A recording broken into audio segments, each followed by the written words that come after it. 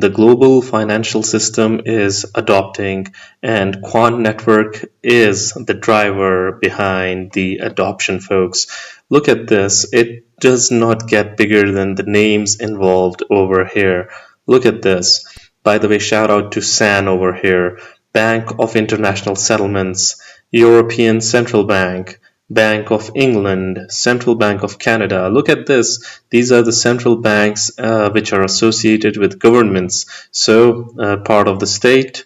Basically, this means that governments are endorsing Quant Network, like the Bank of England, Project Rosalind. Everything is in front of our eyes, folks. MasterCard, Visa, Oracle, Nexi, Barclays, Santander, HSBC, Citi, Amazon, Worldline, Inter-American Development Bank, Virgin Money, Standard Chartered, NatWest, Lloyds, UniCredit, Mediobanca, BNP Paribas, Revolut, Nationwide. Basically, all of them have an indirect or direct connection when it comes to Quant Network. Some connections go along with the lines of partnerships. Some go on along the lines of the employees having been a part of these infrastructures before joining Quant Network. So these are just to name a few, by the way. But these are the fundamentals. This is boring, folks. People are not interested in it. What people are interested in is the price, basically. So according to QUANT value, as they say, price creates narrative. Look at this. If QUANT did a 10x tonight, everyone and their mother would be rushing to buy.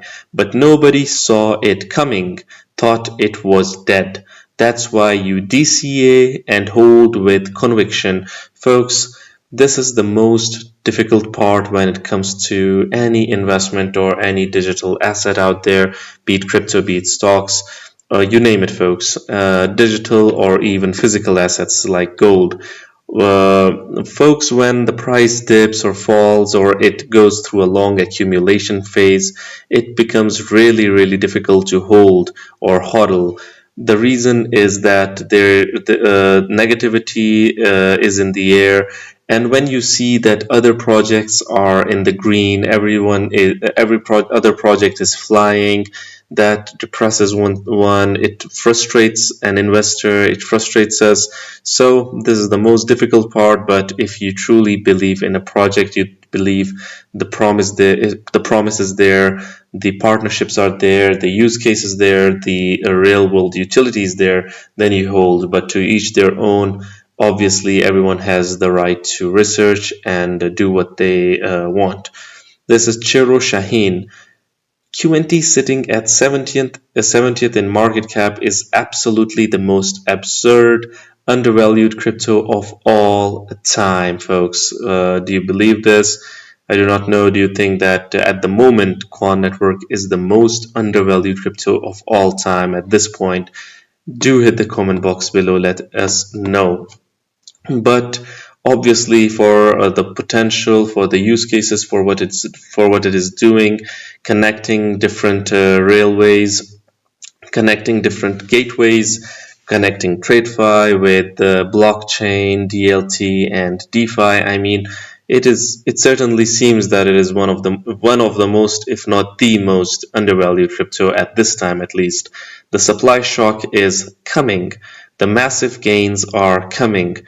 2x is not what we are in this for. Send this to top 20 ASAP. I will do my part and keep buying. Look at this. Most of the coins in the top 100 will go to zero. QUANT will still be standing strong. So this is why you buy QUANT if you truly believe in it, or if you want to hodl it or hold it strong. And it certainly seems that when looking at the grander scheme of things and the longer time frames, I think it might be really, really undervalued, folks. That's for sure. Look at this. This is Lloyd's Banking Group. Gilbert Wardian likes this. So what is this? This is Peter Left, the head of digital and markets innovation. So let's see what this is all about. At Lloyds Banking Group, we're not just exploring emerging technologies, we're actively shaping how they transform financial services. So, Gilbert liking this, is there a connection with Quant Network? Is there something happening behind the scenes? Together with Aberdeen Investments and Archax, we've completed a UK first using tokenized real-world assets as collateral for FX trades. This milestone proves that regulated digital tokens can streamline operations. Anyways, what we're interested in is the developments, the innovation and creativity happening over here at Lloyds Banking Group, and the association it might have with Quant Network, with Gilbert, and the technology is obviously here. The benefits are clear. Now it is about scaling, standardizing, and collaborating across the industry to unlock the full potential. What do we have over here? Collaborating across the industry. So the collaboration with Quant Network for scaling, for standardizing, for unlocking the full potential. Is it there? Gilbert liking this gives us a glimpse of what might be happening behind the scenes. So who knows? But obviously the potential for Quant to have good connections is always there. By the way, Apex Consulting is coming up with some really interesting pieces out there. I wanted to share that with you. Look at this. The internet wasn't built for blockchain, but it is being re-architected. Gilbert Verdian, Quant, and the IETF are building a new standard interoperability for institutional use cases, for enterprise mass adoption, folks. Look at this. Let's hear it out from Apex Consulting over here. So anyway, so that's another story.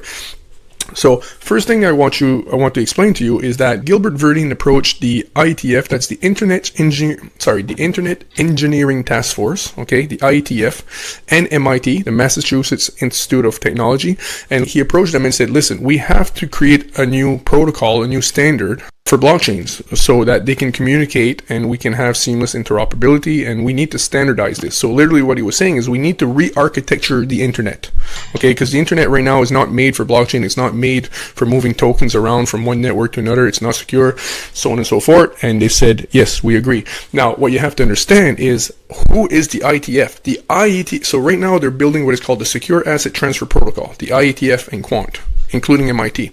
But who are they? The IETF and MIT are literally responsible for the creation, the maintenance, and the standardization of every internet protocol we have today. Without MIT and the IETF, especially the IETF, we wouldn't even have the internet today. They're the ones who carried along the internet and standardized everything, like I said, for the past 30 years. So literally the TCP, the SMTP protocol for moving emails, the standardization of the HTTPS for web pages and so on, because the internet is a bunch of different protocols and standards and so on, and it's the IETF that's responsible for all of that, the IETF and MIT. So they said to Gilbert, yes, we agree, because the guy is just insanely knowledgeable, and I can't even begin to explain, okay, this guy, Gilbert Verdian, what a goat. So anyway, so they're creating the Secure Asset Transfer Protocol, which is on my screen right here, right now. And right here, so what it has, so right in the middle here would be the Secure Asset Transfer Protocol, and you have gateways on each side. In order to host a gateway right now, you have to have QUANT. So it's the Secure Asset Transfer Protocol is to move network so that tokens and assets, tokenized assets, can move from one network to the other. Okay, so it's a standardized protocol. It's an internet level protocol, and they're currently building that right now. They've been working on it for 2 years, and it'll be they're going through the final review right now. It's pretty much done, and it'll probably take maybe between 3 to 8 months before if it launches and becomes a standard. The IETF, if you look at the people that are in that membership of the IETF for the Secure Asset Transfer Protocol, it's insane. It's IBM, Microsoft, all the top tech companies, the intelligence agencies, and so on and so forth, because they're standardizing a new protocol for the internet, right? So this is a very big deal, right? And Quant's team some of Quant's team are sitting as chair and co-chair and chairing the Secure Asset Transfer Protocol.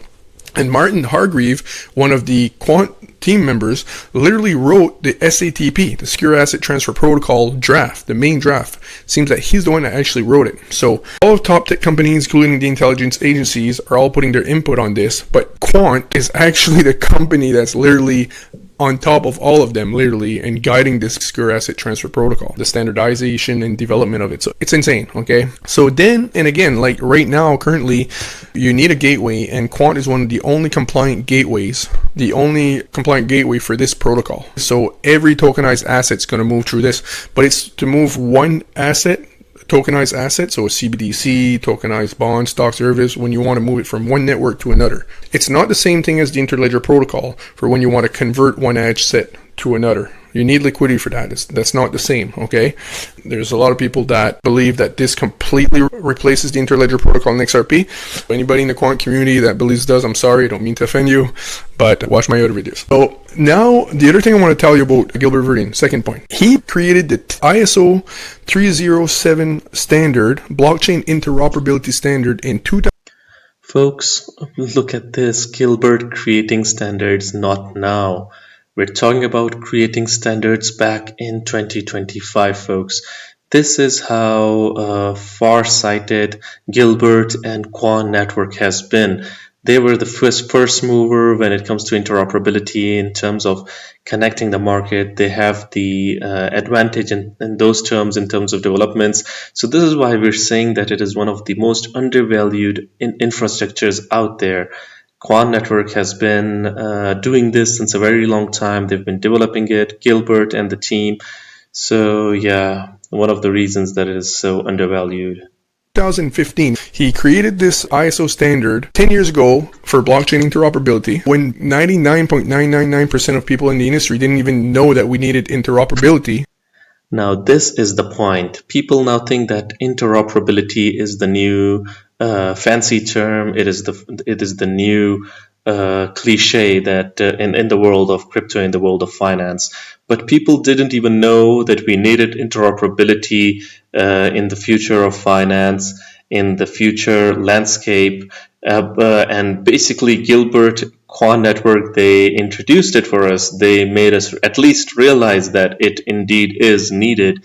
After this, a lot of different projects out there try to work on interoperability, but obviously what Quant Network has done is remarkable, folks.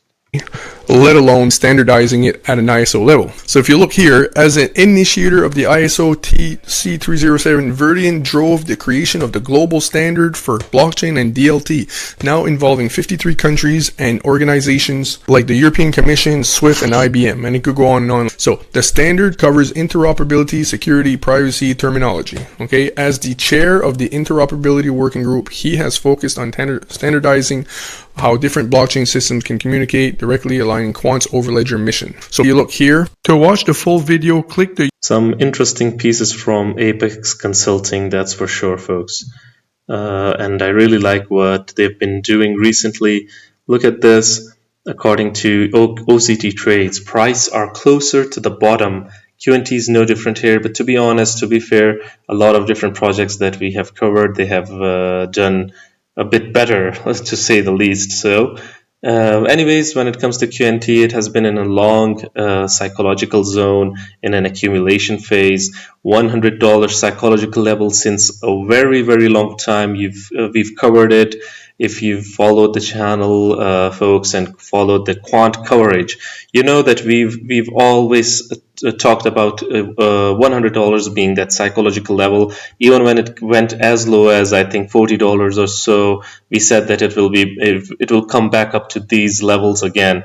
Or when it broke out to $150 and a bit more, we said that it has the potential to come back and test these levels again. So this is the psychological level. Let's hope that the new psychological zone is $1,000 instead of $100, and eventually $10,000, like a lot of maxis and proponents of Quant Network believe it has the potential to achieve. SR range since December $93 to $98. Momentum is closer to the bottom. Winner buy low and sell high, obviously, and as you all know, the losers, they buy high, sell low. So let's hope that Quant Network is the project that works out for a lot of us, for the investors, because as you can see that it is all connected. A lot is happening. Proud to unveil a major step forward for institutional blockchain adoption, Quant Fusion. Wartelling we're given. Okay. What does it mean to win the best programmable payments platform? Yeah, look at this. Introducing Quant Fusion, the core infrastructure for digital asset interoperability. We talked about interoperability and how it has the room to provide so much to the world of finance as a whole. Look at this, Lloyd's, corporate and institutions. We covered this. Yeah, this groundbreaking initiative proves that digital assets can be used in regulated financial markets under existing legal frameworks here in the UK. So this is awesome. By the way, Cyprus over here shared that if you hold QNT, there's a post from last month worth reading. Look at this, say goodbyes to complexities of wrapped tokens. Now we've got multi-ledger rollups. What is this? Architecture, providing a high overview of the multi-ledger rollup infrastructure. You can check this out, by the way, these sub-pages. Use cases, detailing a select number of use cases that multi-ledger rollup will bring. Do check it out. In all, multi-ledger rollup, smart contracts, and overall, no need for complexities. It is, in a nutshell, solving complexities in the world of crypto as a whole. QNT is the quiet giant. No hype campaigns, no meme coins, just building the digital backbone, folks. Yeah, look at this. The exchange reserves are dwindling basically. Yeah, spot exchange reserves dipped below 200k at 198.8k. Awesome. Look at this. This is all in crypto with smoked dog on how undervalued and underappreciated Quant network is. Quant being the most scarce ISO compliant token, more scarce than even BTC, folks. So this is why we can arguably say that Quant network is one of the, if not the most undervalued asset in the current market and even for some of all time. These cbdc pilot coming to a kind of head in October. What are you seeing there? Obviously, Quant was mentioned. I think people still don't understand that Quant is an overledger system that essentially enables access to the cryptocurrency space via APIs. It's not going to be the DLT to enable perhaps a digital euro, but certainly enable enterprises and institutions to plug into the distributed ledgers that enable that. You know, what players are you seeing play a role as far as the ECB is concerned and what they're trying to do?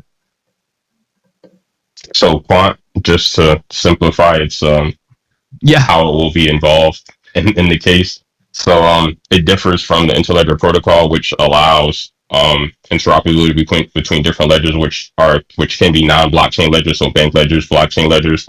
That allows interoperability between those. Quant, on the other hand, develops apps that has interoperability within each app. So a Quant overledger app can involve several public blockchains within one app to connect to other blockchains and other apps. So that's different than just having a platform, a lightweight internet-based platform like the Interledger protocol from Ripple. Quant has one builds apps that are interoperable with several different blockchains. So those apps that will be able to use the digital euro, it won't be an issue to transact that digital euro across several blockchains using Quant's overledger platform, and every transaction on the overledger platform uses the Quant token. So that's where the utility of the Quant token comes in between crossing chains over the interledger platform, and that's where Quant is used as basically a gas token to facilitate those transactions. And Quant being So, folks, what do you guys think about Quant Network? Do you think it is one of the, if not the most undervalued cryptos of all time? Where do you see it ranking at this moment? Is it truly undervalued for its use cases, partnerships, and what it wants to do in the world of finance? I would really like your opinions. Do hit the comment box below and let the community know. Anyways, guys, this was it for the video. If you liked it, make sure to like, share, comment, subscribe, and hit the notification icon if you're interested in utility coins and potential gems. And you can also support the channel by checking out Patreon, by following the link in the description box below. Until next time, stay blessed and stay tuned. Thank you very much, everyone.